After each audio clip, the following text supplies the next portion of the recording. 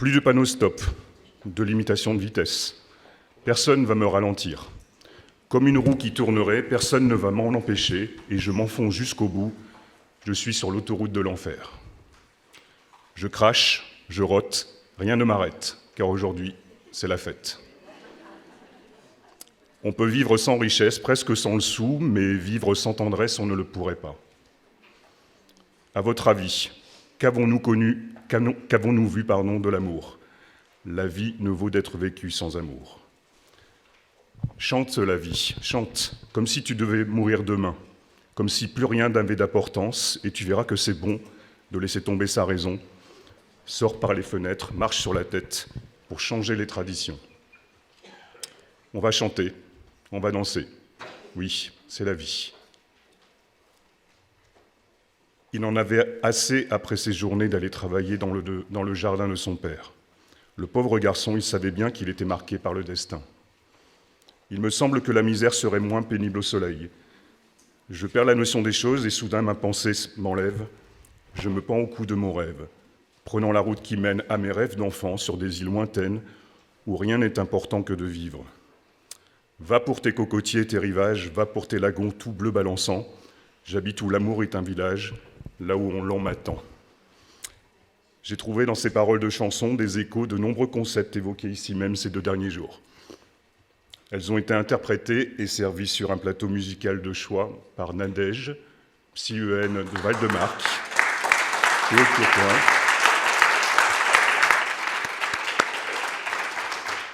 Ce jeudi 22 septembre au soir. Merci Nadège d'avoir pu nous rassembler et littéralement et physiquement nous mobiliser. Merci à vous.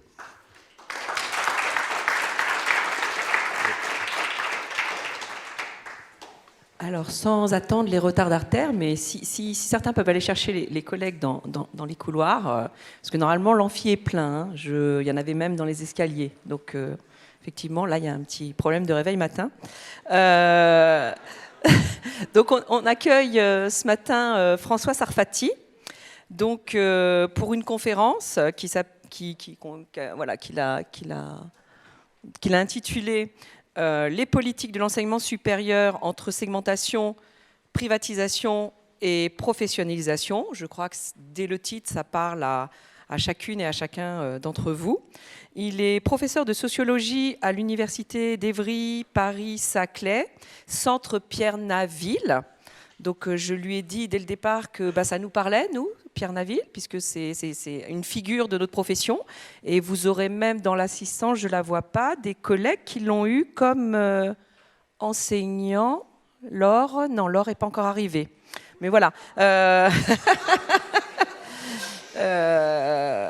Donc, si vous voulez en savoir plus, voilà. Mais un personnage, pour ceux qui ne connaîtraient pas, un personnage complexe et riche et qui, quand on connaît son histoire, invite à penser que la créativité, maintenant ce qu'on appelle les slashers, c'est-à-dire les gens qui circulent entre différentes sphères, différentes activités, c'est pas nouveau. Voilà, donc bon. Petite parenthèse sur Pierre Naville, une personnalité très riche et qui a apporté beaucoup de choses à la profession. Il est aussi donc au centre, il est rattaché au Centre d'études de l'emploi et du travail, le CEET. Et ses travaux portent principalement sur le rapport au travail et à l'emploi, sur l'insertion sociale et professionnelle et sur les différents dispositifs d'action publique, c'est très sérieux, relatifs à l'emploi. Et il a récemment publié un ouvrage qui s'appelle « Gouverner par l'emploi, une histoire de l'école 42 ». Je lui laisse la parole s'il veut compléter par des choses qui lui paraissent essentielles. Et avant tout, parce qu'il ne le dira pas, je le remercie énormément puisque, en fait, ce matin, il y avait des incendies qui bloquaient les voies ferrées. Non, mais j'en parle parce qu'on on est d'accord, on est dans le thème. Hein. Donc, le train ne pouvait pas arriver à l'heure, il avait 50 minutes de retard. Mais ce que je ne comprends toujours pas, c'est qu'un autre train, qui partait à peu près en même temps, lui est arrivé à l'heure à la gare d'à côté. Voilà. c'est-à-dire le train de Lille Europe avait 50 minutes de retard, mais le train qui partait à peu près à la même heure, du même endroit, et qui arrivait à Lille-Flandre, lui est arrivé à l'heure. C'est exactement ça. Et donc, je le remercie d'avoir eu la souplesse et d'avoir rencontré un contrôleur. Une chef de train exemplaire qui considère que son métier passe pas simplement par l'application de la règle, mais qu'un peu de souplesse autour de la règle permet d'arranger chacun et chacune.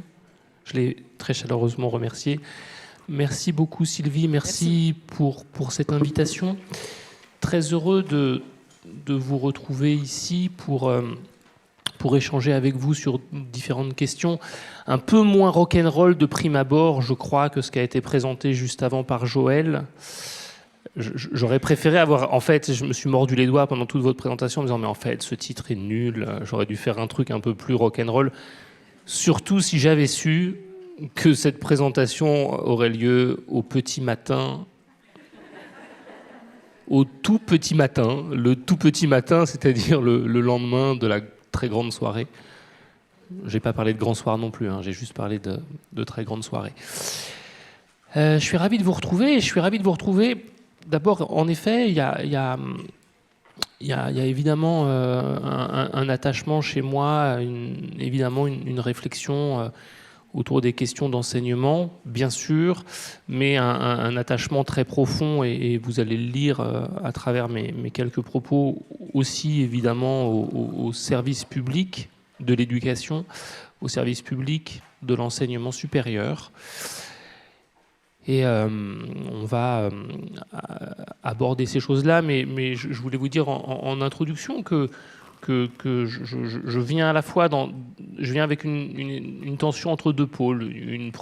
Un premier pôle qui est oh, mon Dieu, mais tu vas t'affronter avec une brassée de psychologues, et quand on connaît l'histoire de nos disciplines, de la psychologie et de la sociologie, il y a parfois des frictions qui en sortent. Alors je viens pas du tout en mode friction, bien au contraire, mais je me dis bon, il va falloir composer avec cela, un exercice auquel je suis parfois moins habitué qu'à d'autres. Et puis par ailleurs, un autre élément qui est de penser, en fait, je viens ici auprès de collègues qui, chacun à leur manière, nous travaillons toutes et tous pour accompagner, permettre la réussite, dépasser les blocages individuels et collectifs, et puis faire en sorte de construire un autre monde, pour faire un lien avec ce qui a été dit, bien que pour faire aussi un lien avec cette chanson, vous le savez sans doute, vous l'avez peut-être déjà repéré, mais les rebelles des années 70-80 ont été acquis au système néolibéral contemporain. Et cette même chanson, qui a servi à sonner le rappel, et que vous avez citée là, a aussi été beaucoup utilisée pour faire de la publicité pour une entreprise lucrative d'assurance. L'assurance peut-être que rêver d'un autre monde, d'autres gens que nous, défenseurs du service public, rêvent aussi d'un autre monde, mais ces gens-là ont peut-être plus de pouvoir que nous pour nous conduire vers cet autre monde. C'est pas simplement un mot introductif ce que je raconte là, parce que je crois qu'on va évoquer cette question-là en étant quand même un peu rock'n'roll sur la base de ce titre particulièrement obscur. Donc, ce que je veux faire aujourd'hui avec vous, c'est, au fond, Sylvie l'a dit, vous présenter un ouvrage qui vient de paraître, que j'ai eu la chance d'écrire avec une collègue de l'Université de Rouen, Camille Dupuis, qui est également sociologue.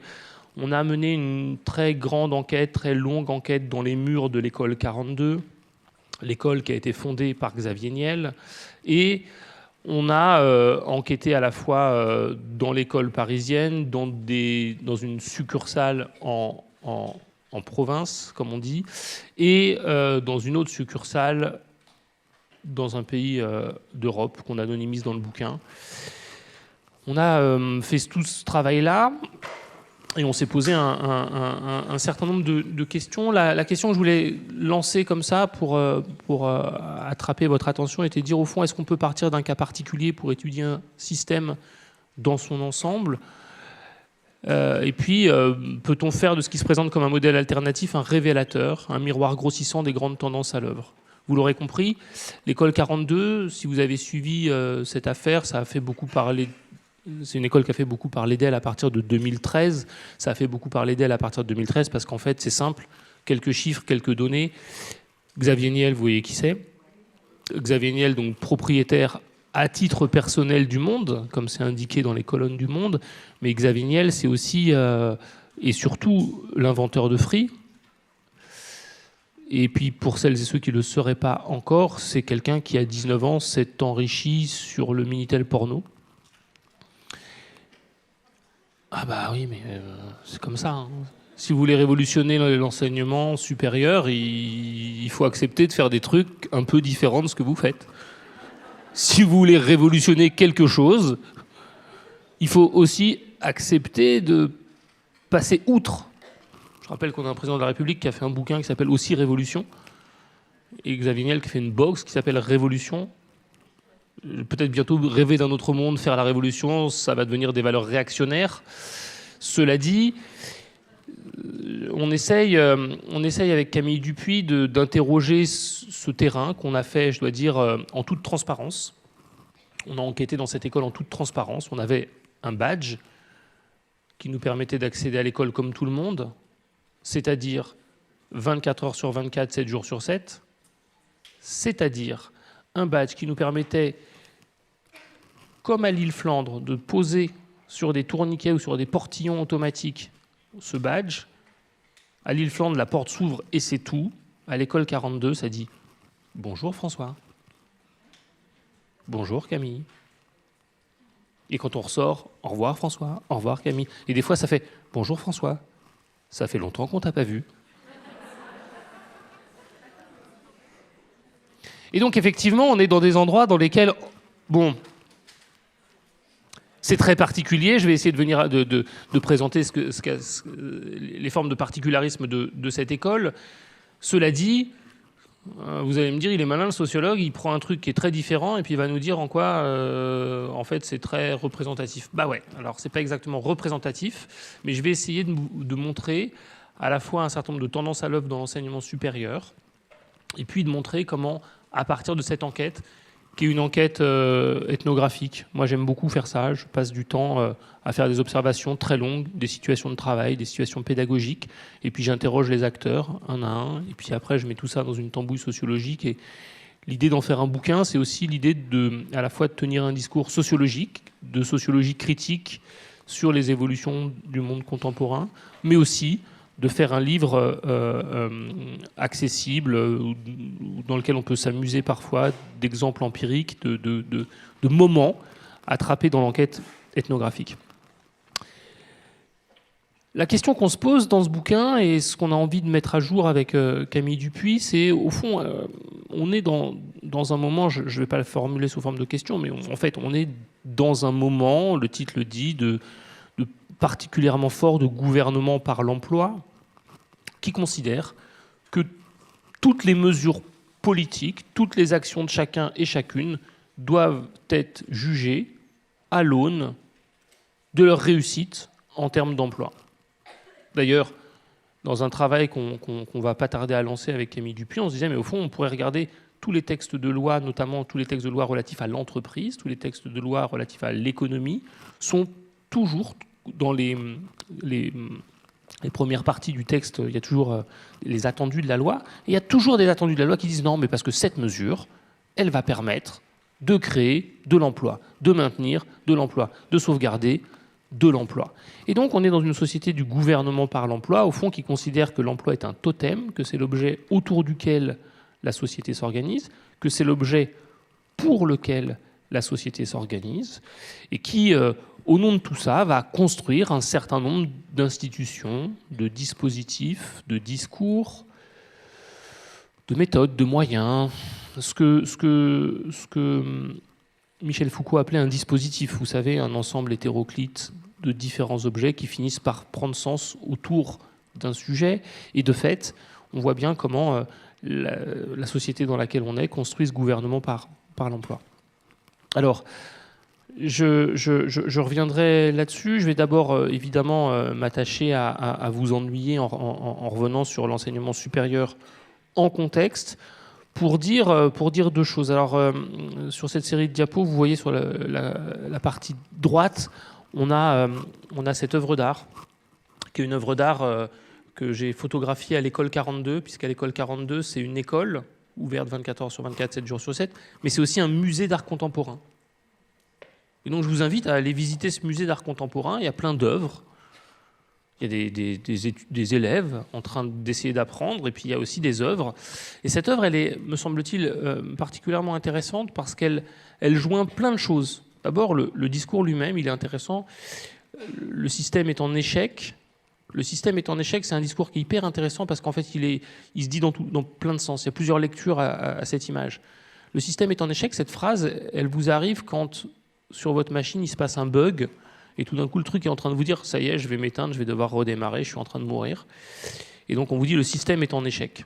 Donc, c'est typiquement du langage informatique, puisque je ne l'ai pas encore dit, mais l'école 42, c'est une école qui forme des devs, qui forment des codeurs, qui forment parfois des génies de la tech, comme ils s'appellent, parfois juste des gens qui vont pisser de la ligne de code, comme ils disent, mais c'est une école qui fabrique des codeurs.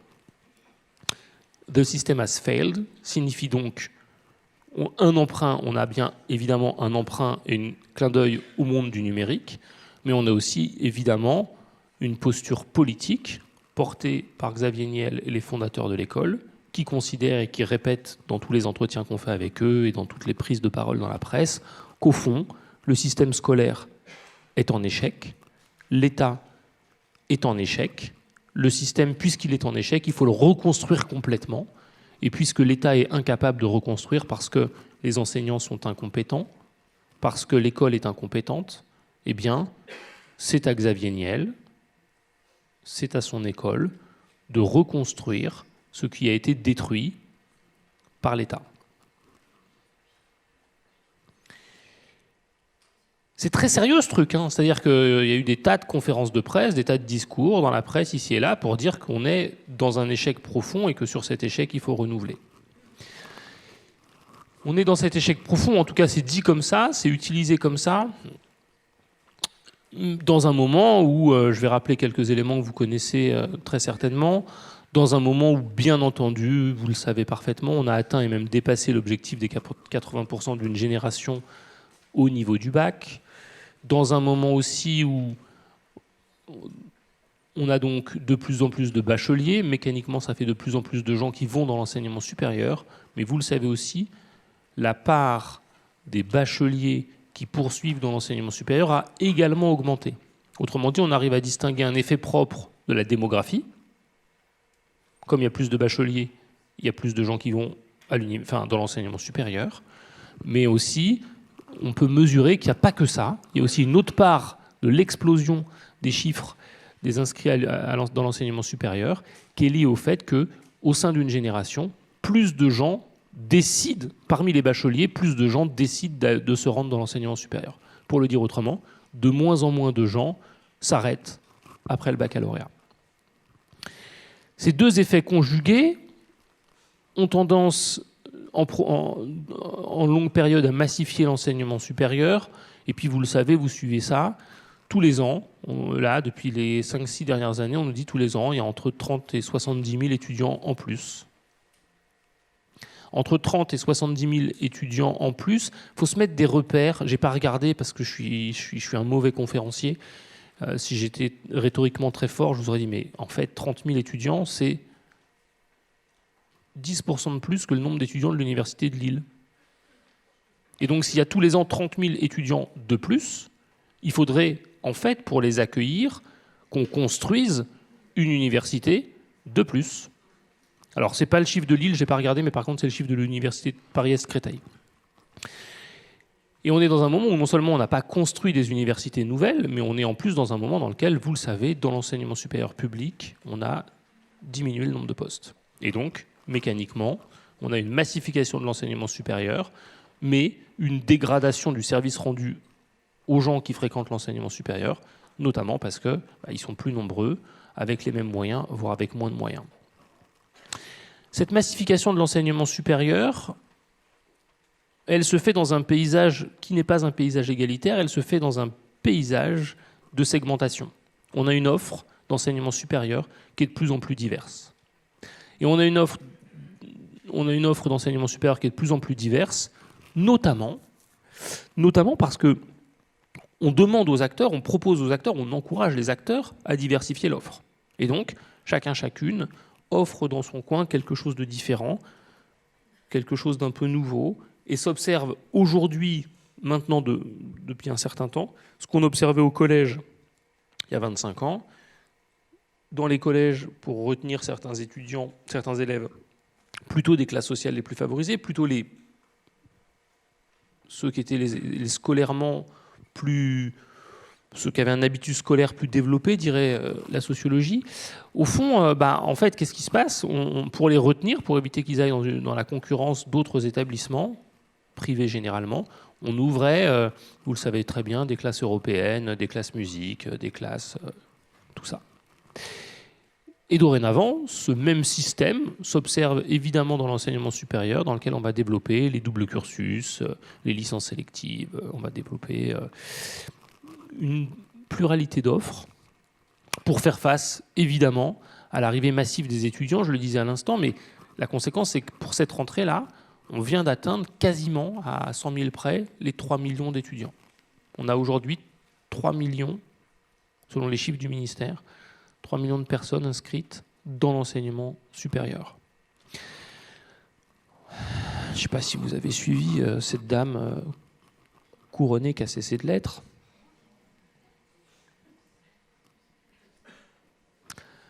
Et tous les discours qu'il y a eu derrière tout ça, on est dans une situation qui est très compliquée. Ça a occupé tout l'espace médiatique. Il y avait plein de trucs à se dire autres que cette dame et ses flonflons. Mais en fait, on a décidé de passer du temps à ça. Notamment parce qu'en fait, en France, on est... beaucoup de travaux sociologiques l'attestent, un pays qui, finalement, aime la hiérarchisation. Vous avez des collègues autour de vous, dans l'enseignement secondaire. Vous savez très bien, quand vous poussez la porte d'un établissement, qui est contractuel, on en parlait ce matin, qui est certifié, qui est agrégé. Et non seulement... vous savez les distinguer les uns par rapport aux autres, tout le monde sait les distinguer les uns par rapport aux autres, mais surtout on ne fait pas que de les distinguer, on les hiérarchise. On a des droits supplémentaires, on a une situation symbolique et matérielle, une grille de rémunération qui n'est pas complètement la même, tout ça. De cet exemple-là, ça ne suffirait pas à déduire que la France aime, et les Français aiment les formes de hiérarchisation, mais de fait, on peut dire qu'on a un peu coupé la tête d'un roi, mais qu'on n'a pas cessé d'aimer les ordres et que finalement, noblesse, clergé, tiers état et des formes de hiérarchie dans tout ça, ça marche très très bien. On a toujours eu des parcours très hiérarchisés. D'ailleurs, vous le voyez, quand vous tournez la couverture d'un bouquin, très souvent, quand c'est fait par un universitaire pénible, il y a marqué « ancien élève de l'école normale supérieure ». What ? Pardon ? Non mais sérieux, t'as 60 ans, tu nous racontes ce que t'as fait quand t'avais 22 ans ? Et moi, j'ai été à Victor Duruy en CM1, j'étais à Victor Duruy, je te l'ai pas marqué sur la couverture de mon bouquin. M'en fous, mais toi aussi tu t'en fous que j'étais à Victor Duruy. D'ailleurs, c'était pas Duruy, c'était Jules, l'autre là. N'empêche que ce truc est très vrai. Ça marche chez les intellos prétentieux, mais ça marche en fait dans une large partie de la société. Et donc on va hiérarchiser les gens, les établissements, les cursus, les parcours. Et il y a une course à cette hiérarchisation. Et cette course à la hiérarchisation se trouve par un jeu à la fois d'offres de la part des établissements, de la part des directeurs de programme, mais se trouve aussi évidemment de la part des familles, de la part des parents et de la part également des principaux intéressés, pourrait-on dire, des élèves qui se rendent dans l'enseignement supérieur. Ça, tout ce que je vous ai dit là, vous le savez à peu près, parce que c'est un fait bien connu, bien documenté, bien diffusé. En revanche, celui-là, vous le savez moins. Vous le savez moins, parce que là, pour le coup, s'il y a bien une révolution qu'on observe clandestinement, c'est bien celle-ci. Personne n'en parle, ou quasiment pas. Il n'y a quasiment pas un papier dans la presse sur ce sujet, et tout le monde se moque du fait qu'on a assisté au cours des 15 dernières années à une multiplication du nombre d'écoles supérieures privées. On peut dire une explosion du nombre d'écoles supérieures privées, dans tout, de commerce, de communication, de santé, de droit, de tout ce que vous voulez. Vous trouvez tout. Au point où, à la rentrée 2022-2023, une personne sur 4 dans l'enseignement supérieur est inscrite dans le privé. Alors moi, ça m'intéresse beaucoup. Je vais vous citer un truc. Je discutais il n'y a pas très longtemps avec un collègue sociologue qui vient de prendre sa retraite, un collègue qu'on ne peut pas imaginer être favorable au privé, qui a écrit toute sa vie sur le monde ouvrier, qui a écrit toute sa vie sur les classes populaires.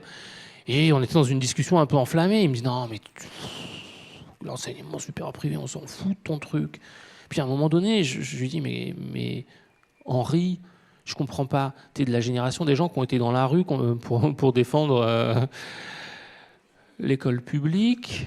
Et puis tu es de la génération qui a beaucoup lutté contre un certain nombre de dérives liées à tout ça. Et je ne sais pas si tu as remarqué, mais en fait, aujourd'hui, pour regarder les derniers chiffres, si on les compare, l'enseignement secondaire privé, c'est 17% des gamins. Et c'est 24% pour l'enseignement supérieur. C'est-à-dire qu'à chaque fois qu'il y a une mesure qui est faite sur l'enseignement secondaire privé, il y a une histoire longue de ces sujets-là, c'est très connu, c'est très vite mis sur le devant de la scène, mais sur le supérieur privé, finalement, l'explosion se fait qu'à un cas, très tranquillement, au point où dorénavant, dans le métro, de Lille je ne sais pas, mais je crois que si quand même, dans le métro à Paris, il y a des grandes affiches au moment de Parcoursup, et les affiches, qu'est-ce qu'elles écrivent ? Venez, mais elles écrivent en dehors de Parcoursup. Vos petits bichons, ils comptent beaucoup pour vous. Parcoursup, c'est stressant. Parcoursup, c'est discriminant. Mettez votre gamin chez moi. Et par ailleurs, si on se souvient de tous les discours d'université bashing, au fond, il y a un truc de... Bah ouais, mais en plus, là on triche parce qu'on est dans un très beau bâtiment de l'université de Lille, mais on a quand même des tonnes de photos sur Internet qui circulent, d'universités avec les toilettes bouchées, d'universités avec des salles de cours déplorables, des amphis pas assez grands pour accueillir les étudiants qui s'installent sur les escaliers. Et donc finalement, si vous avez un tout petit peu de sous et de respect pour vos enfants et pas trop peur de vous endetter, c'est pas si grave de mettre votre gamin dans le privé. Et donc ça multiplie une demande d'enseignement supérieur privé. Ça multiplie une demande d'enseignement supérieur privé aussi parce qu'on est dans un moment où, très clairement, le mot d'ordre,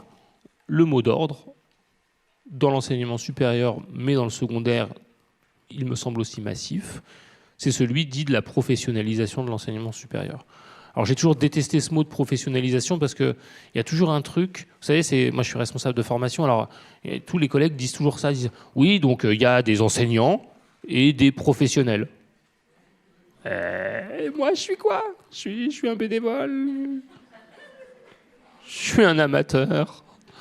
Ouais, bon, je suis un amateur, mais ça fait un peu plus de 20 ans que j'enseigne, donc je suis un amateur qui a pris le temps d'avoir un peu d'expérience, quoi. Mais donc ce terme m'a toujours agacé, donc moi je prends à titre personnel, je prends bien soin de ne pas dire il y a des enseignants et des professionnels, je dis il y a des professionnels de l'enseignement supérieur et de la recherche, et puis il y a des professionnels d'autres secteurs, et on accueille ces différents professionnels qui vont vous faire cours. D'ailleurs, mes intervenants, ils sont payés pour faire cours.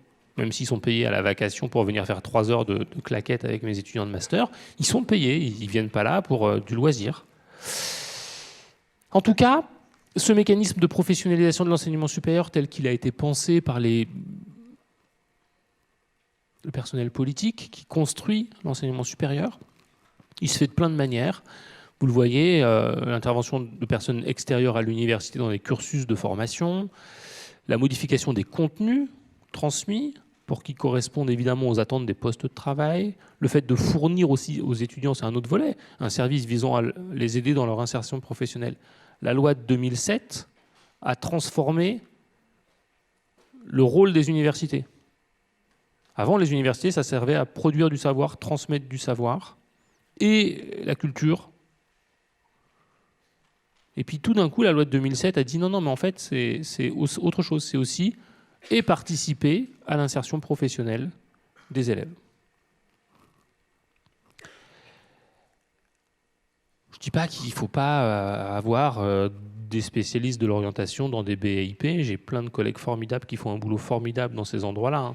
Je dis que structurellement, tous ces éléments contribuent à mettre dans la tête, à nous mettre dans la tête des universitaires, des étudiants, du reste de la société, cette idée qu'en effet, forcément, on viendrait dans l'enseignement supérieur pour se préparer à l'emploi. On a aussi inventé des dispositifs visant à favoriser des expériences, à reconnaître les savoirs et les pratiques acquis à l'occasion de ces différentes expériences. J'ai rien contre ça. Je veux dire, les gamins qui sont dehors et qui nous ont servi le café, ils viennent, ils font un stage, ils étaient trop mignons, ils essayaient de faire bien et tout, c'était super. Puis ils avaient envie, quoi. Puis ils font ça, ils sont valorisés d'être là plutôt que d'être... Et en même temps, la multiplication de stages, la multiplication de dispositifs de reconnaissance de l'expérience étudiante, tous ces trucs pleins de bonnes intentions se retournent à chaque fois contre eux-mêmes, contre les mêmes, inexorablement, inéluctablement. Quand j'étais étudiant, vous allez pouvoir savoir mon âge bientôt, quand j'étais étudiant à l'université, François Bayrou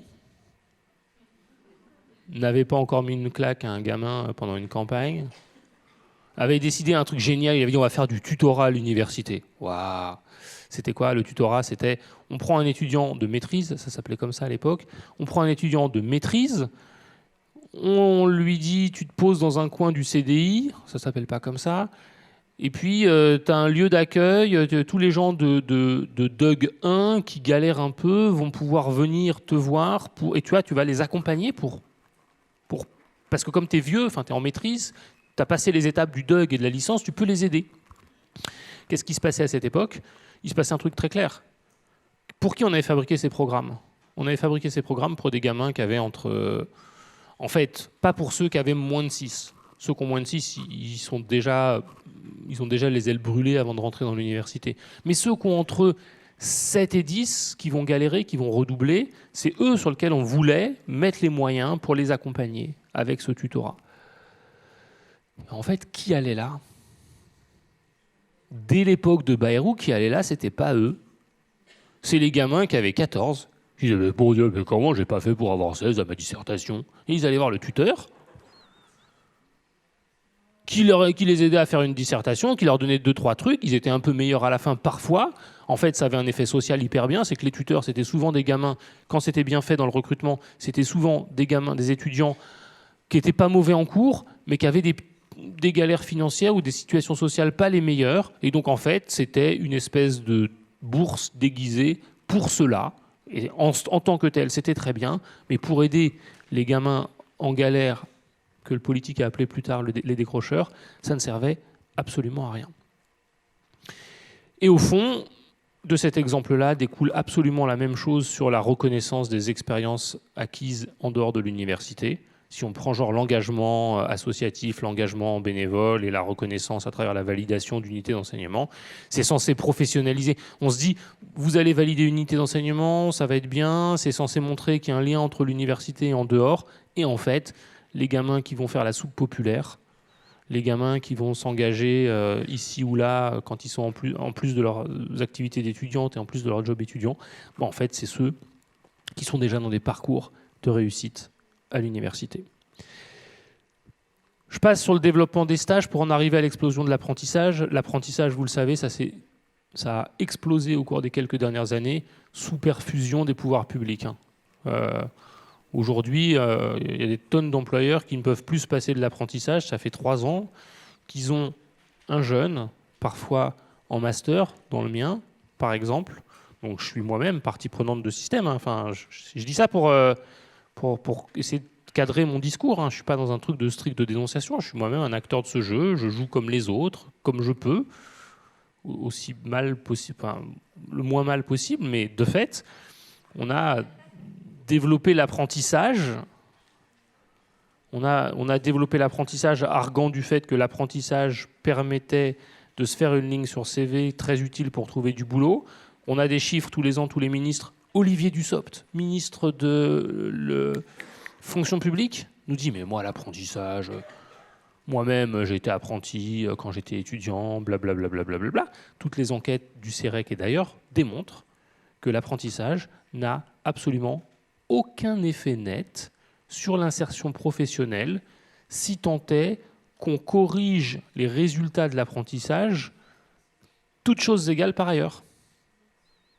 Mais vous êtes responsable d'une formation en apprentissage, vous ne prenez pas les gamins qui foutent le bazar. Parce que les gamins qui foutent le bazar, qu'est-ce qui va se passer? Ils foutent le bazar avec vous. Premièrement, ils risquent de ne pas trouver un apprentissage. Donc vous avez bloqué une place pour un gamin qui ne trouvera pas la mission en apprentissage pour peut-être empêcher un autre gamin qui pourra trouver son apprentissage et donc vous ne bloquez pas cette place. OK. Et puis surtout, imaginez le gamin, il arrive à être au carré, super le jour de l'entretien. Il a mis son plus beau sweatshirt sans tache. Il arrive devant le recruteur, il fait l'affaire. Ben, il fait l'affaire, qu'est-ce qui se passe? Supposez qu'il fasse l'affaire que là, mais qu'en fait, il ne sache pas envoyer un mail, parce que les mails qu'il a envoyés jusque-là, il les a fait corriger. Pas bête. Moi, il y a 2 ans, j'avais un apprenti dans mon master. Dans une structure publique, c'était un truc pour lutter contre l'illettrisme et aider des gamins à rattraper leurs difficultés scolaires en dehors des cours, dans le système, dans le secondaire. Et qu'est-ce qui se passait? Il se passait que mon étudiant en apprentissage devait envoyer des mails à tous les partenaires, les écoles, les associations du coin, le département qui finançait une salle, machin. Et il envoyait des mails qui étaient truffés de fautes. Et bien, qu'est-ce qui se passe après? Moi, j'avais des coups de fil de sa chef qui me disait « Mais quoi? Mais vous avez pris ce mec dans votre master, c'est insupportable, il est nul, j'ai honte, mon institution, mon établissement, ça va pas du tout. » Bon, ben voilà, j'ai passé toute mon année à m'occuper de ce garçon. Donc évidemment, en tant que recruteur, en tant que responsable d'une filière en apprentissage, ben, je vais avoir tendance à prendre ceux qui me disent « Moi, j'ai déjà eu une expérience professionnelle. Moi, j'ai déjà pu travailler. J'ai fait déjà un service civique. J'ai fait déjà un stage auprès de machin et de bidule. Ah, puis moi, j'ai machin. » Bon, ben voilà, je prends plutôt ceux qui sont déjà prêts à l'emploi, ceux qui ont déjà eu des bonnes expériences. Et du coup, je laisse passer à la trappe tous les autres. Je ne suis pas plus vertueux que les autres. N'empêche que la conséquence, c'est que encore un dispositif qui coûte extrêmement cher à la puissance publique et qui n'a absolument aucun effet, si tant est qu'on corrige pour essayer de comprendre les effets propres, quoi. On prend plutôt les meilleurs élèves, ceux qui ont déjà une expérience, ceux qui ont déjà tout un tas de caractéristiques qui les rapprochent du gamin prêt à aller bosser. Bref, quand ils en ressortent, comme on a pris les meilleurs en début de tuyau, en sortant du tuyau, bah, ils n'ont pas de raison d'être devenus moins bons, et donc ils s'insèrent mieux que les autres, mais pour de mauvaises raisons. Vous avez compris que... Ouais, c'est peut-être là où ça va être rock'n'roll. Vous avez compris que ce constat accablant que je fais aussi sur l'enseignement supérieur, bah, en fait, y compris en tant que défenseur du service public, on n'est pas les seuls à penser que ça ne va pas, que les décisions ne vont pas dans le bon sens et que fondamentalement, il faudrait faire autrement. Sauf qu'en fait, on est quelques-uns, on a des petits bras, on fait 2-3 conférences. Sauf qu'en fait, moi, Xavier Niel m'a pas invité à dîner chez lui un 24 décembre 2011,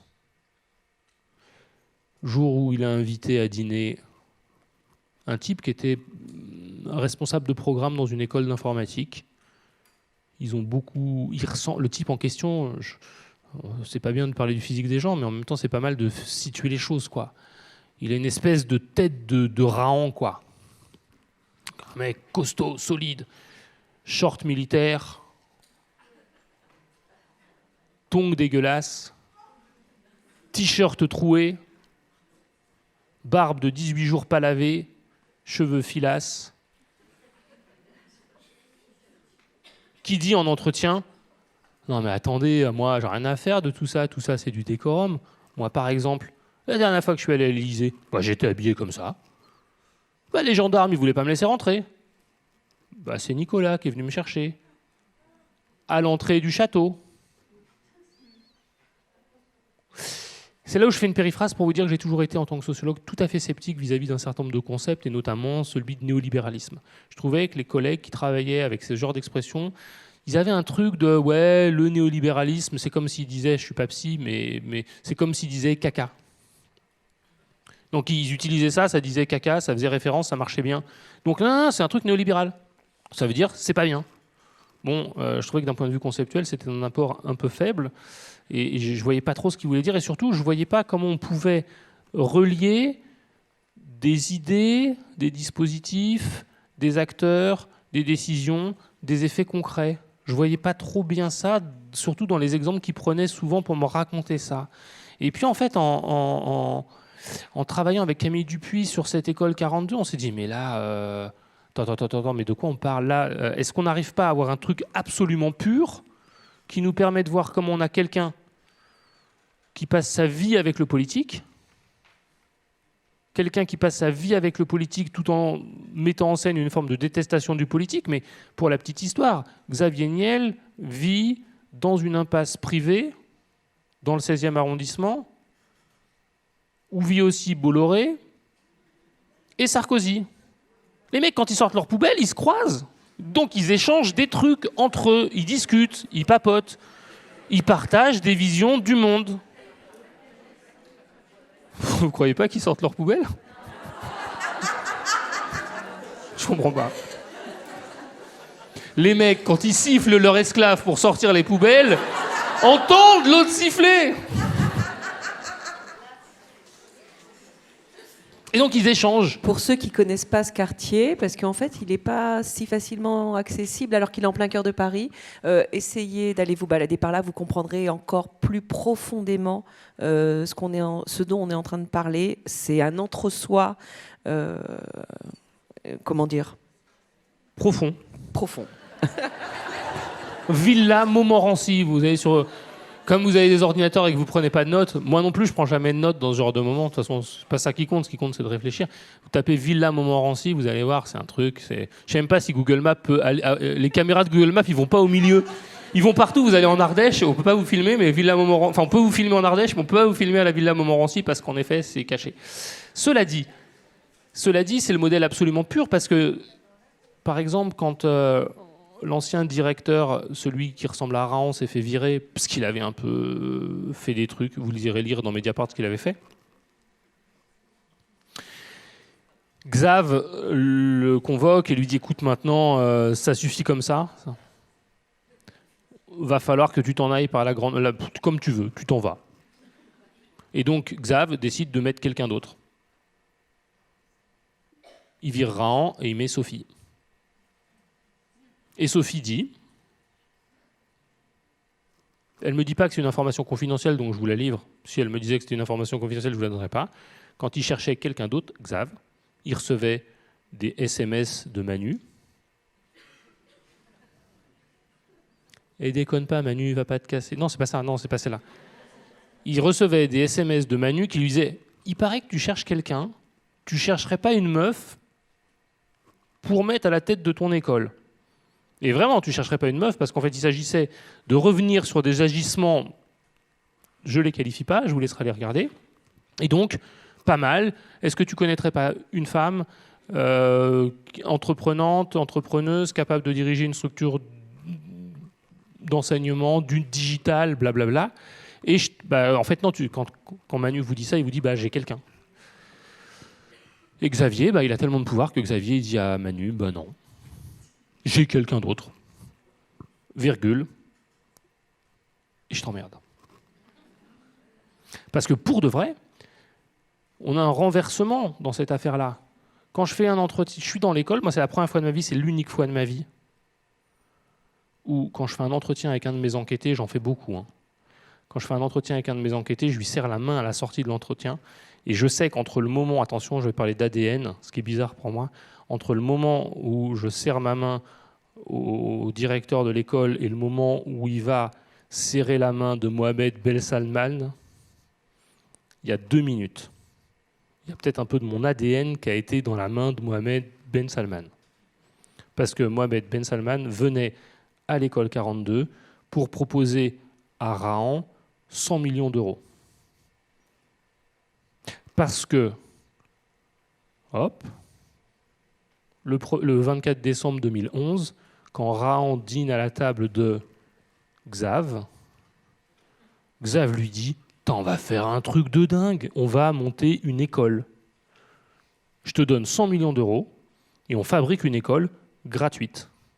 Tu fais la même chose que ce que tu faisais avant dans l'école payante, 12 000 euros, 15 000 euros, mais là on va faire la même chose en gratuit, c'est moi qui paye. Mais donc on fait la même chose en gratuit et en cool. On fait la même chose en gratuit et en cool. En cool, sérieux, vous voyez, cette photo, elle est prise dans l'école. Moi, j'ai jamais vu de barbecue dans des universités.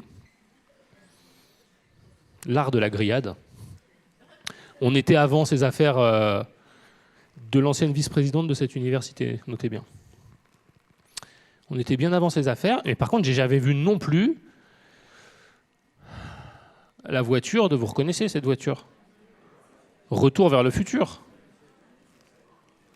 Et donc on a bien la bagnole de Retour vers le futur qui a été importée dans la cour de l'école parce que c'est fun, parce que c'est cool. Et on voit qu'au premier degré, tous les acteurs de l'école, élèves comme staff, comme direction de l'école, ont tous posé dans cette voiture en étant hilars, morts de rire, parce que c'est trop cool. C'est trop cool, et ils ont raison. Au fond, il n'y a pas de raison que la forme scolaire soit forcément un truc ennuyeuse, pénible, qui soit que du rappel à l'ordre tout le temps. Il n'y a pas de raison que la forme scolaire, ce soit un cadre qui soit déstructurant des solidarités et éloigné du rire. On peut imaginer d'autres formes scolaires. De fait, dans cette école, pas de frais d'inscription, donc non seulement elle est payée par Xav, mais elle est gratuite pour les gens qui candidatent. Pas de niveau de diplôme requis, pas d'enseignant, pas d'enseignement. On rentre dans cette école parce qu'on a passé un test, peut-être que j'y reviendrai. On rentre dans cette école parce qu'on a passé un test. Alors, si vous voulez, 2 mots là-dessus. Un test en ligne, puis la piscine. La piscine, c'est simple. La piscine, c'est une épreuve donc, de sélection qui a été inventée par les gens de cette école. C'est intéressant parce que cette piscine, le nom piscine dit bien son origine. La piscine, si vous tapez sur Internet piscine et Navy Seals, il y a des photos magnifiques. On se croirait dans les meilleurs numéros de Tétu des années 90. On a des types un peu gaulés comme des dieux en maillot de bain, avec les mains serrées dans le dos, les pieds serrés dans des entravés, quoi, une entrave aux chevilles, une entrave aux mains. Et les types plongent dans une piscine, on les jette dans le grand bain, et puis ils doivent apprendre à nager comme ça. Les Navy Seals, c'est des militaires d'élite américains. Et donc cette épreuve dite de la piscine, elle est structurante, puisque si on veut être un vrai Navy Seals, il faut avoir affronté cette épreuve. L'école 42, si on veut devenir un 42, il faut avoir affronté cette épreuve de la piscine. Toute l'école dit, on vous jette dans le grand bain, et ceux qui arrivent, in fine, à sortir la tête de l'eau, alors ont le droit à cette scolarité. Donc il n'y a pas de filtre à l'entrée en termes de diplôme, mais il y a un filtre, je ne sais pas, je pourrais le qualifier de motivationnel, de capacité à s'engager, fortement, 24 heures sur 24, 7 jours sur 7, pour passer des épreuves, passer des exercices. Être capable aussi, pour les gamins, c'est concrètement, ça veut dire dormir par terre dans un gymnase au sein de l'école. Alors pas pour tout le monde. Si vous avez des neveux ou nièces dans le 17e, ils ont le droit de rentrer chez eux le soir, puisque c'est le royaume de la liberté. Mais n'empêche que cette liberté, elle produit encore une fois des inégalités, puisqu'entre le gamin qui vient de Corrèze et qui va dormir par terre sur le sol et celui qui rentre chez lui dormir le soir, ça crée un tout petit peu d'écart. Cela dit, à l'issue de cette épreuve, on rentre dans cette école. Très bien. On rentre dans cette école et dans une école qui prône l'attachement à la communauté. Et on a évidemment des membres du staff comme des élèves qui prônent la solidarité, qui sont dans l'amour du groupe, des potes, qui au fond disent beaucoup pour beaucoup d'entre eux qu'ils étaient un peu rejetés de l'école, un des symptômes du système. Ils n'étaient pas bons à l'école parce qu'ils n'étaient pas faits pour l'école. Et là, ils arrivent et ils se retrouvent avec d'autres gens un peu comme eux, quoi, qui étaient... On a tout un tas de récits comme ça, de gens qui étaient des ratés du système scolaire, des gens qui étaient vus un peu comme étant à l'écart, mis de côté, abandonnés, et qui, là, se retrouvent avec d'autres gens dans un truc un peu communautaire derrière ce mot de geek. Vous savez, ces jeunes gens qui ont arrêté de se laver il y a longtemps et qui mangent des pizzas pour coder toute la nuit. Et donc, alors qu'ils étaient vus comme les gens bizarres, dorénavant dans l'école, ils se retrouvent entre plein d'autres gens bizarres et c'est trop cool. L'école affiche un taux d'insertion professionnelle aux alentours de 100%. Autrement dit, si vous rentrez dans l'école, quand vous sortez à partir du niveau 10, eh bien, vous êtes sûr de trouver du boulot. Parce qu'en fait, quand je dis quand vous sortez à l'issue de son niveau 10, dans la suite de cette pédagogie alternative, il n'y a pas d'enseignement, c'est-à-dire qu'il n'y a pas d'enseignant, c'est-à-dire qu'on ne fait pas cours, chaque gamin est placé devant un ordinateur, il a des exercices qui tombent, et libre à lui de trouver le chemin pour résoudre la question qui lui est posée. Et donc, c'est des recherches sur Internet, c'est se faire entraider, c'est s'entraider entre copains, c'est bricoler, rebricoler, c'est des essais-erreurs à n'en plus finir. Mais non seulement il n'y a pas d'enseignement, mais il n'y a pas non plus de diplôme, ça fait aussi partie de la révolution. Il n'y a pas non plus de diplôme. C'est hyper intéressant parce qu'on comprend à travers cette absence de diplôme qu'on a basculé dans le monde des libertariens américains. Vous le savez, les libertariens américains, c'est des types qui disent il n'y a pas d'État, il n'y a plus d'État, il n'y a plus besoin d'État. On peut travailler en laissant aller les forces du marché. Et donc ces libertariens sont matinés d'esprit libertaire, anti-système, mais en fait des farouches défenseurs du libre jeu des marchés, de la compétition interindividuelle. Et cette histoire de libertarien, c'est pas rien. Je suis sûr que parmi vous, il y en a au moins 10 ou 20% qui ont dans leur poche un téléphone avec un compte sur PayPal. Quand vous payez par PayPal, en fait, vous êtes vous utilisez un dispositif qui est fabriqué par un libertarien qui ne dit rien d'autre que il n'y a pas besoin d'État. Même la monnaie, pour la monnaie, on peut se passer de l'État. Historiquement, vous savez, l'État, c'était structuré par quelques trucs. Le monopole de frapper monnaie, et puis un certain nombre d'autres trucs. Par exemple, faire justice, par exemple, le pouvoir régalien, tout ça. Mais en fait, là, il y avait aussi la même chose sur l'argent, et la valeur faciale de l'argent est garantie par quoi ? Pourquoi est-ce que ça vaut 5 €, votre billet de 5 €? Parce que, ça vaut de moins en moins 5 €, mais parce qu'il y a un tampon du gouverneur de la Banque Centrale Européenne qui dit l'Europe dit que ça vaut ça, donc que ça vaut ce pouvoir d'achat, blabla. Et c'est pareil pour les diplômes, vous connaissez ça parfaitement.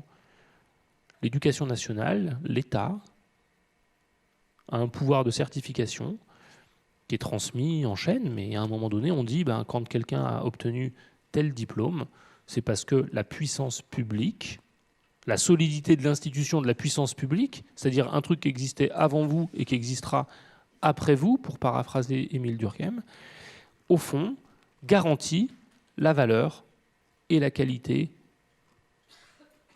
de ce qui a été enseigné. Eh bien, à 42, il n'y a pas de diplôme. À 42, il n'y a pas de diplôme parce qu'en fait, la valeur est reconnue par, finalement, la valeur, par le fait que Xavier Niel vous dit, puisque vous êtes chez moi et puisque vous êtes passé par chez moi, vous valez quelque chose. S'il y avait un diplôme à 42, ce serait un papier dans lequel il n'y aurait pas une Marianne, mais il y aurait le profil de Xavier. Qu'est-ce qu'on apprend dans cette école ? Dans cette école, on apprend l'ordre social. Alors évidemment, comme on est matiné de Silicon Valley, on est dans un endroit dans lequel on dit non, mais il n'y a pas d'hiérarchie, on est horizontal, tout le monde peut faire ce qu'il veut, tout le monde peut dire ce qu'il veut, tout le monde peut... On est là où on veut quand on veut. Et puis en fait, on est des sociologues de mauvaise composition, donc avec Camille Dupuis, on a recomposé une représentation graphique de l'ordre social, où il y a donc les gens qui viennent de candidater sur Internet, les applicants, Tous les ans, il y a quelques milliers de jeunes qui vont à la piscine. Comme tous ne se noient pas, une partie d'entre eux deviennent des étudiants. Une partie des étudiants adhèrent à des associations étudiantes ou lancent de nouvelles associations étudiantes au sein de l'école 42. Et puis parmi ces gens-là, on va recruter des bénévoles qui deviendront stagiaires, parfois CDD, parfois CDI, et parfois CDI avec de l'ancienneté.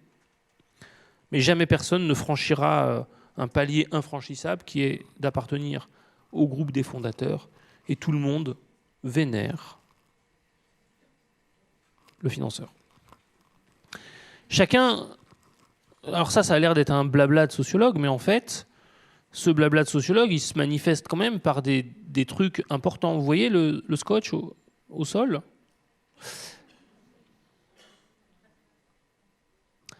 Le bureau dans lequel on est, là, on est dans ce qui serait l'équivalent d'un bureau des enseignants, dans ce qui serait...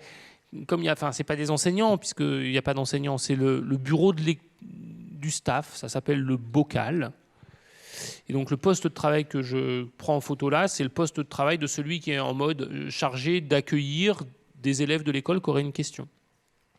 Eh bien, vous le voyez, la ligne rouge au sol dit « interdit de franchir cet endroit infranchissable », alors que parfois une partie du staff est composée d'étudiants ou d'anciens étudiants. Mais en fait, la ligne rouge au sol matérialise précisément la ligne rouge sur ce schéma-là. Cette ligne, elle matérialise une différence, une différence infranchissable. Et au fond, on va apprendre l'ordre social, mais on va aussi apprendre la discipline. On va apprendre la discipline à l'école 42 parce qu'on l'apprend dans toutes ses dimensions. On explique aux gamins qu'il faut savoir se doucher de temps en temps, qu'on n'a pas le droit de manger sur son poste de travail, que si on fait une pause de plus de 42 minutes, alors on est déconnecté, qu'on ne peut pas... 42 minutes to log out. 42. Que si on fait une pause de plus de 42 minutes, alors on est déconnecté. Qu'évidemment, on n'a pas le droit de mal se comporter avec les jeunes femmes. Je ne vous ai pas mis toutes les photos parce que j'en avais 40 comme ça de règles. Mais par exemple... 42 ? Pas loin. Mais en fait, parmi les règles, on n'a pas le droit de prendre l'ascenseur. Parce que, si vous lisez, tige, tu seras. Ou tige, tu seras. Et tige, c'est pas du tout un anglicisme, c'est travaux d'intérêt généraux. Si vous prenez l'ascenseur, pourtant il est génial cet ascenseur, il a été hacké par des mecs qui ont fait un truc trop de destroy.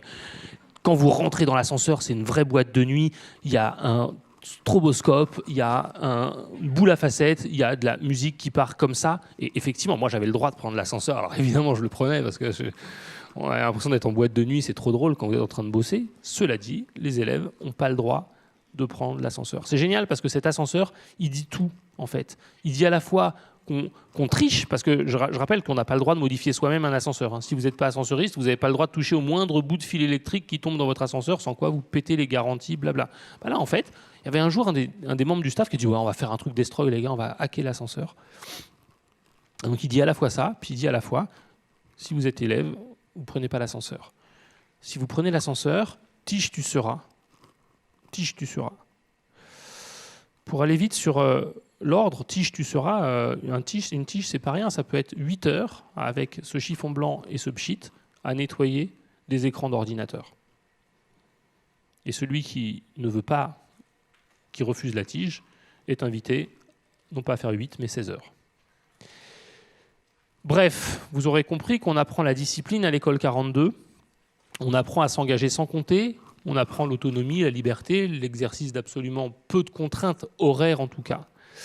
Mais en fait, on apprend aussi à travailler dans cette forme passionnée au travail.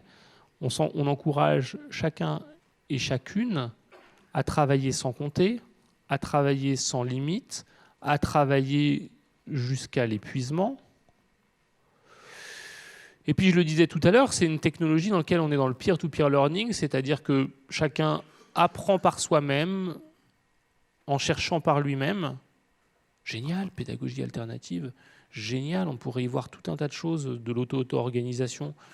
On pourrait y voir du Montessori, on pourrait y voir du Freinet, on pourrait y voir du Paulo Freire, on pourrait y voir plein de choses. D'ailleurs, les gens qui ont fait l'école ont lu ces trucs. Mais en même temps, vous aurez compris qu'on y voit surtout une espèce de redigestion d'un certain nombre de ces préceptes pédagogiques, au fond, tournés vers l'autonomie, l'apprentissage du changement, mais aussi tournés vers une forme paroxystique d'engagement dans le travail.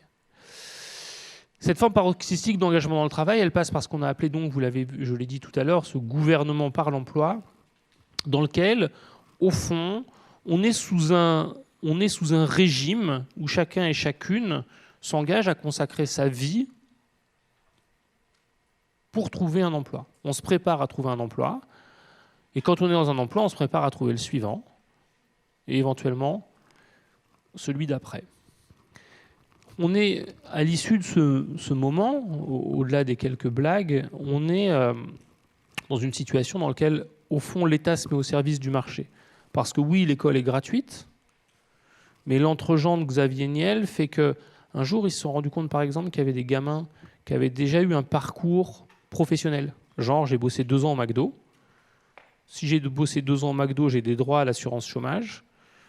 Si j'ai des droits à l'assurance chômage et que je vais à l'école 42 en disant à mon conseiller Pôle emploi que je suis à l'école 42, le conseiller Pôle emploi va dire « bah non, mais donc tu es étudiant, donc tu perds tes droits au chômage ».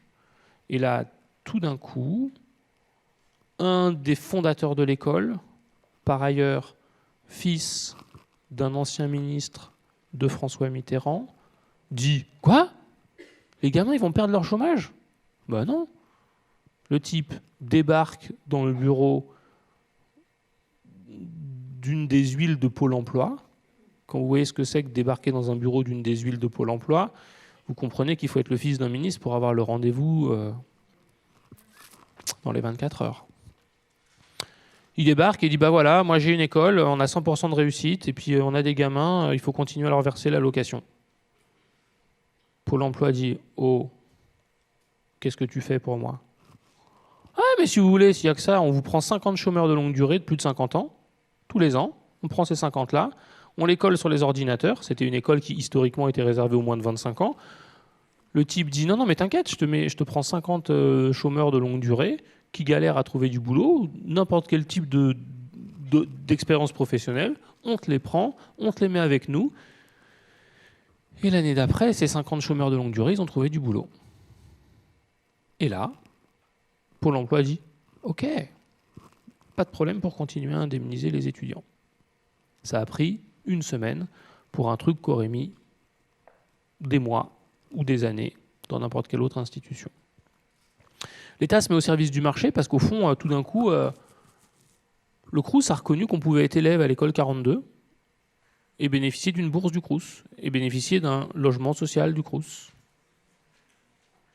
L'État se met au service du marché parce que les très grandes écoles publiques, privées aussi, mais aussi plein d'institutions publiques de premier plan, comme il y avait un succès avec 42 et que ça buzzait un peu et que ça faisait genre moderne, je rappellerai que tous les candidats de premier plan et tous les présidents de la République, tous les candidats à la présidentielle de premier plan et tous les présidents de la République successifs se sont rendus régulièrement à l'école 42 pour montrer leur attachement à la tech. Et Xavier Niel part souvent dans des déplacements à l'international avec les présidents de la République pour incarner la place de la France dans le monde de la tech, blabla. Et donc, comme c'est chic, au fond, un certain nombre d'écoles publiques ont fait des partenariats avec cette école et ont permis de changer le statut symbolique de cette école, puisque dorénavant, y compris des jeunes centraliens, des jeunes ponts et chaussées, des jeunes énarques et autres, passent faire un stage dans cette école. Cette école où on développe un rapport utilitariste au savoir, où rien de ce qui est fait dans cette école n'est autre que d'apprendre des choses utiles pour s'adapter au poste de travail, pour s'adapter aux fluctuations des besoins de ce poste de travail au cours du temps. Autrement dit, On fabrique une école dans laquelle on propose de juger l'enseignement supérieur à l'aune d'un unique critère, celui du développement de l'employabilité. Un dernier mot pour dire que dans cette école, comme dans d'autres espaces, on développe l'impérieuse nécessité d'apprendre à travailler gratuitement sous ce qu'un sociologue américain a appelé le régime du hope labor. Au fond, j'accepte de travailler aujourd'hui gratuitement parce que ça me fait une ligne sur le CV utile pour demain, qui me permettra peut-être demain d'obtenir un boulot mal payé, précaire, mais qui lui-même sera une autre ligne sur le CV qui, après-demain, me donnera un peu plus et l'espoir d'un peu mieux. Autrement dit, comme dans la salle, il n'y a pas que des gens qui ont moins de 25 ans,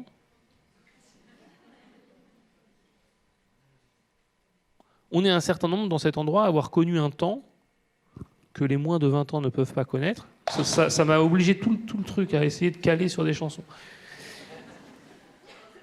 On est obligé de caler sur un truc dans lequel, en fait, souvenez-vous, qui dans la salle, parmi les gens qui ont plus de, peu importe, a eu l'occasion de faire un stage non rémunéré? Je ne veux pas la réponse, en fait, je la connais. Il y a 30 ans, personne n'acceptait de travailler gratuitement. Il y avait un truc qui s'appelait le bénévolat, genre, vous étiez très engagé dans la cause religieuse ou machin, vous alliez vous engager bénévolement pour une cause qui vous tenait à cœur. Et vous le faisiez parce que ça vous tenait à cœur. Mais le stage... Je vais être obligé de vous interrompre. Je suis en train de m'arrêter. Mais le stage, en tant que tel, n'existait pas. Et ces derniers temps, on a multiplié des dispositifs, on pourra y revenir, un certain nombre de dispositifs dans lesquels on dit oh, c'est génial, ça participe à la société, c'est génial, ça participe aux gens pour se forger une expérience qui sera utile demain pour trouver un emploi après-demain et peut-être pour rebondir et avoir un meilleur salaire. Au fond, l'école 42 est un modèle de l'État au service du marché au service du marché et de chacun et chacune sommé de s'adapter à ces exigences. Merci beaucoup pour votre attention.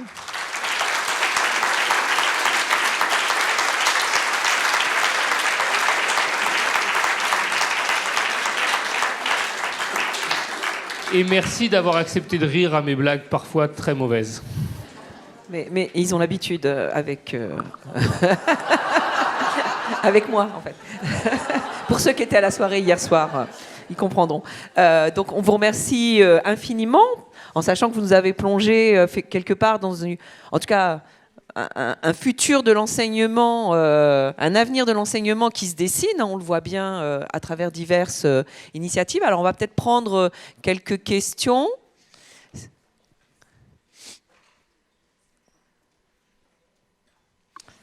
Et vous avez bien déroulé, je pense que beaucoup de collègues sentent depuis ce cheminement du Parcoursup, et bientôt on va avoir la plateforme Master qui, tout en étant là pour gérer, finalement, provoque beaucoup d'incertitudes, pour revenir à notre thème, et qui, à travers l'incertitude qu'elle produit, alimente un marché qui, lui, vend de la certitude.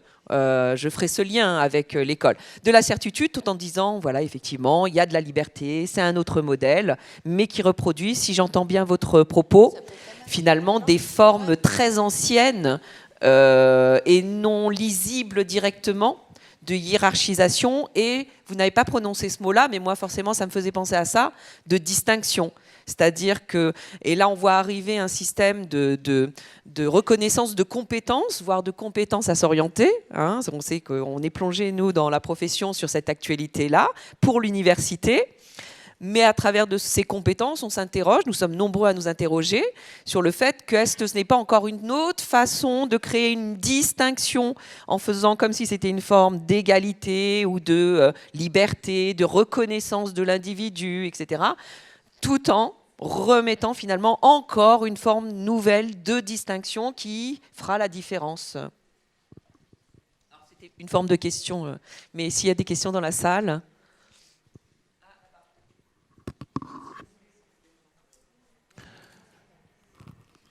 Alors, moi j'ai un peu travaillé par le passé moins sur les dispositifs d'orientation que sur leurs effets, en travaillant sur ce que le politique avait appelé le décrochage à l'université. Et je trouvais que c'était fascinant de voir que ma phrase choc, c'était, j'avais fait une espèce de punchline dans un truc qui s'appelle La vie des idées, où je disais, mais en fait, on peut moins parler de défaut d'orientation que d'orientation par défaut. Au fond, fondamentalement, ce qu'on observe dans l'enseignement supérieur, c'est qu'on a des tas de gens qui ne sont pas là où ils voulaient être. Et ce n'est pas faute de s'être renseigné, documenté, d'avoir été accompagné.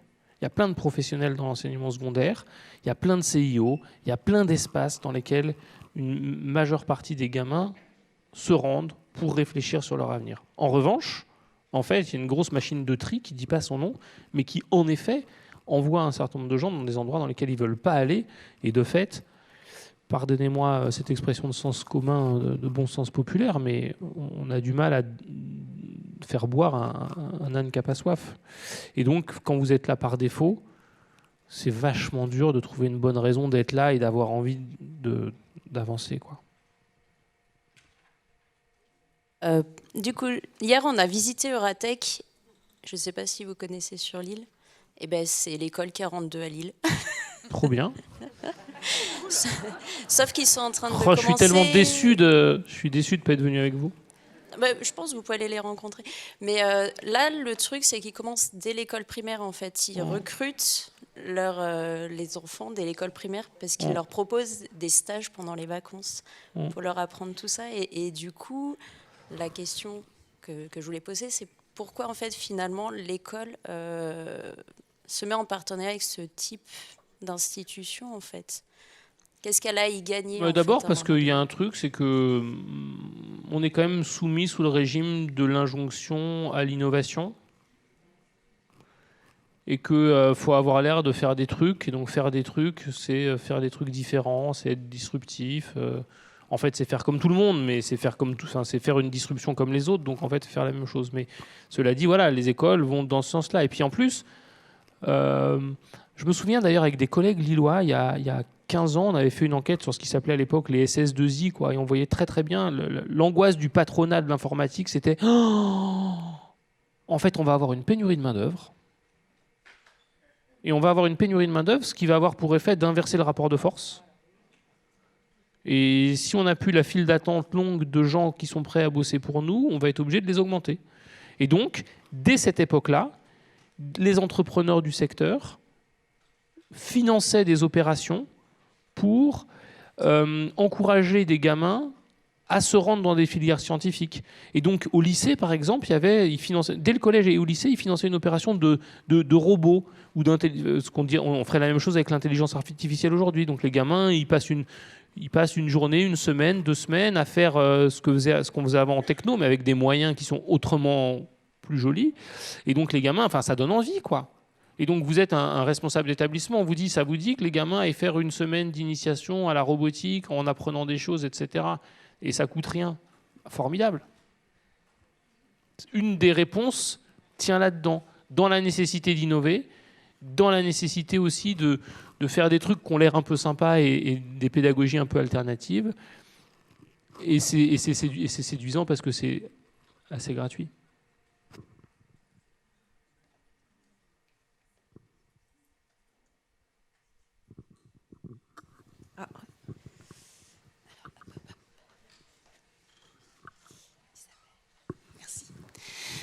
Oui, bonjour. Je voulais savoir si au-delà de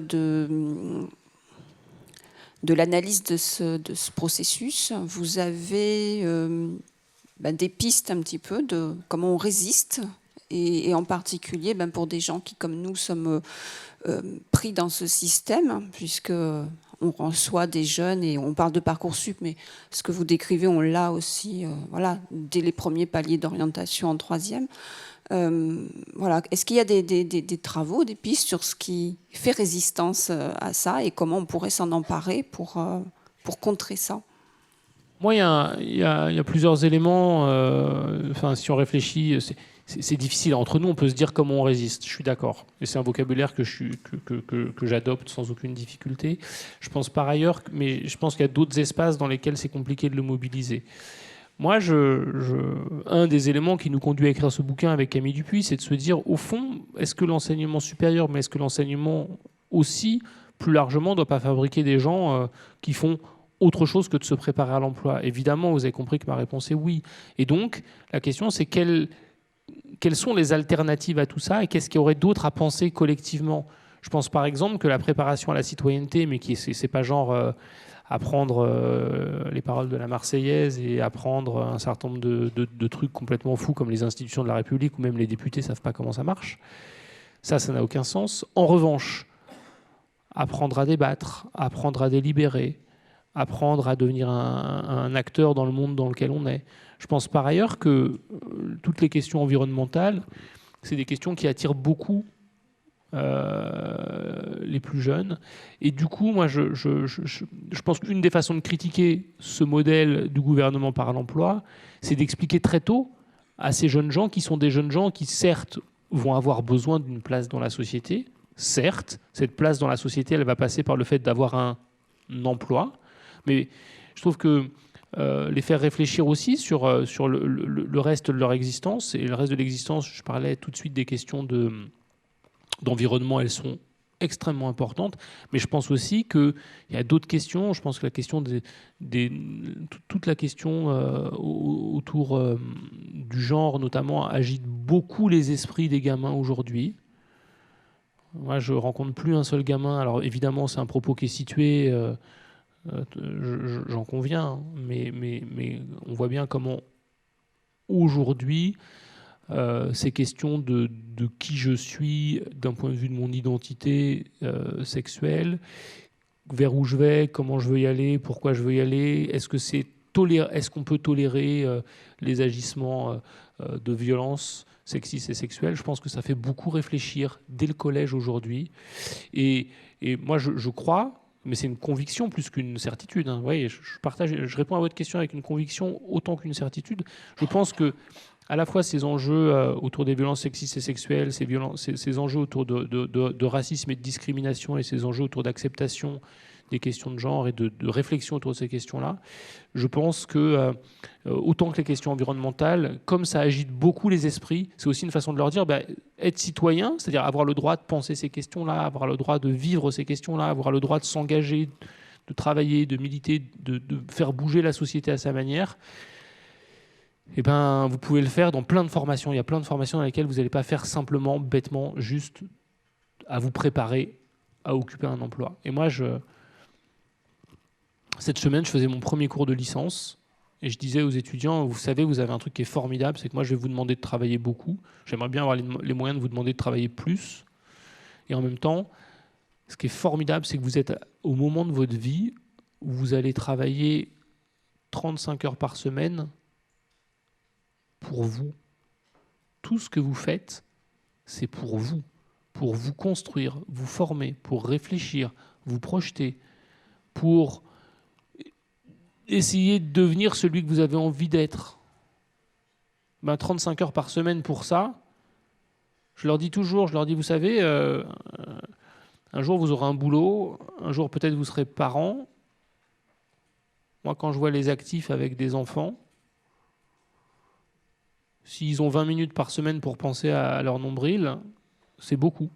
Et donc, voilà, moi je suis sensible à ça. J'essaye de les sensibiliser à ça, à leur dire, l'enseignement supérieur, ce passage-là, ce nouvel âge de la vie, comme aurait dit Galland il y a 25 ans, c'est un moment aussi où on peut s'expérimenter soi-même, on peut se construire soi-même, on peut tenter des trucs. Et donc, profiter de ces choses-là pour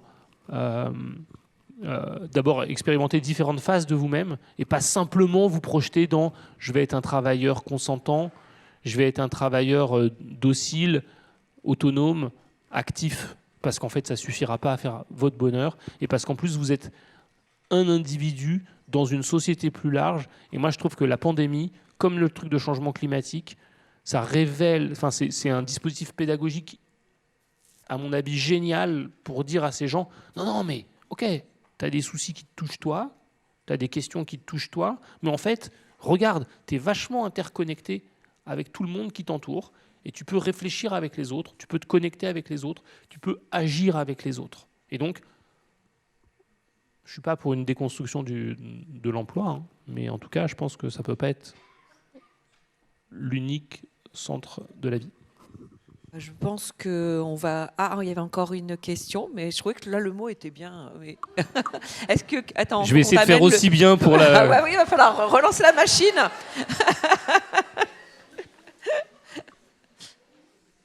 Et ça sera la dernière question pour qu'on ne morde pas trop entre la pause et la table ronde suivante. Bonjour, oui, alors des réactions par rapport à tout ce dont vous nous avez parlé. L'histoire de l'ascenseur qui dit beaucoup, c'était super intéressant. Comment, en tant que sociologue, vous arrivez à décrypter toutes les petites choses qui nous parlent de notre société. C'est un détail pour vous, mais... Qui veut dire beaucoup. L'effet générationnel est là. On en parlait hier, mais bon, ça a quand même une réalité. Oui, ça m'a fait penser à quelque chose. J'ai eu la chance de vivre quelques années au Brésil et cette histoire d'ascenseur m'a marqué à jamais. Il y a l'ascenseur social et l'ascenseur domestique et l'empregada, là, le personnel de maison, n'a absolument pas le droit de prendre l'ascenseur social et donc arrive par le derrière de l'immeuble et ça se passe encore aujourd'hui actuellement. Donc voilà, c'est vrai que cette société nous parle comme ça aux quatre coins de la rue.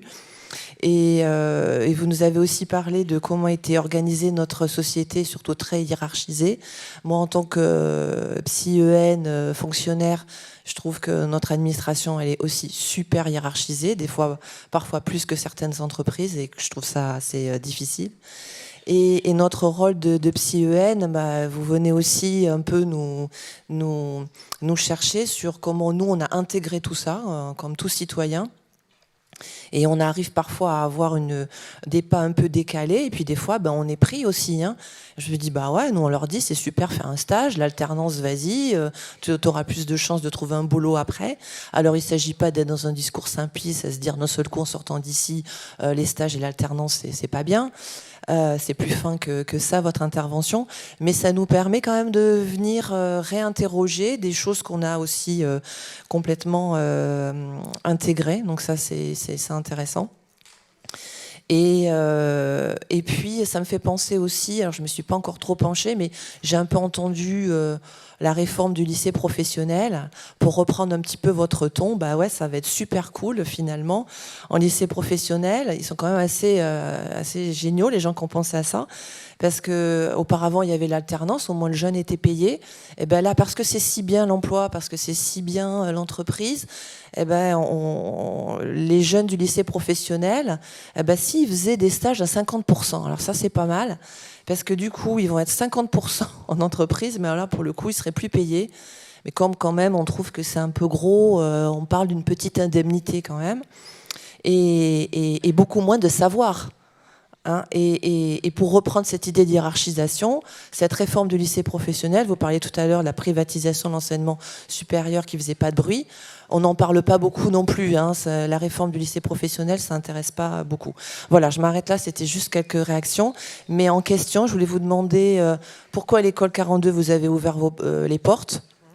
Vous parliez tout à l'heure, votre livre est paru, je crois avoir compris ça sur le résultat de cette enquête et les réactions que vous avez eues suite à la parution de votre ouvrage. Je vous remercie. Merci pour... très court. Pourquoi ils nous ont ouvert ? Parce qu'ils n'ont rien à cacher. C'est drôle parce qu'on fait un bouquin où on est critique du pouvoir et en même temps, à chaque fois, on s'est dit avec Camille, on se disait mais non, attends. Imagine-toi, on est Xav. Ok, lis cette page. Cool. Quoi ? C'est moi qui pèse. Moi, je dis à Manu que je veux pas de sa directrice. Moi, je dis à Manu non, mais là, j'ai bien envie d'aller à Abu Dhabi pour aller vendre mes trucs. Mais en fait, là, j'ai pas envie d'aller la semaine prochaine au Maroc. Et je t'emmerde. Moi, j'ai envie de faire tel et tel truc. J'ai envie de relancer ce même modèle de l'école 42 dans le monde de l'agriculture, parce que je pense que ça va marcher dans d'autres espaces, et je le fais. Autrement dit, ce que cette mécanique de circulation entre des idées, des pratiques, des acteurs dans des institutions qui transforment le monde avec des effets très concrets, ce qu'on met derrière ce mouvement idéologique, mais aussi pratique et concret d'un mouvement néolibéral qui consacre la superpuissance du marché. On le documente là, mais la superpuissance du marché, un marché, comment dire, moi je suis pas pour un marché virtuel en suspens, c'est pas juste une idée avec un commissaire-priseur qu'aide les économistes, même si je les aime beaucoup les économistes, c'est un truc tout à fait concret avec des gens qui à la fin ont du pouvoir. Et donc, moi si j'étais Xavier Niel, je lirais le bouquin avec, au fond, grand plaisir. Merci beaucoup.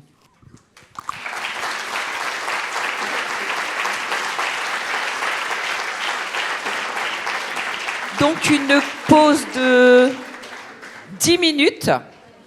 Les conversations peuvent se poursuivre.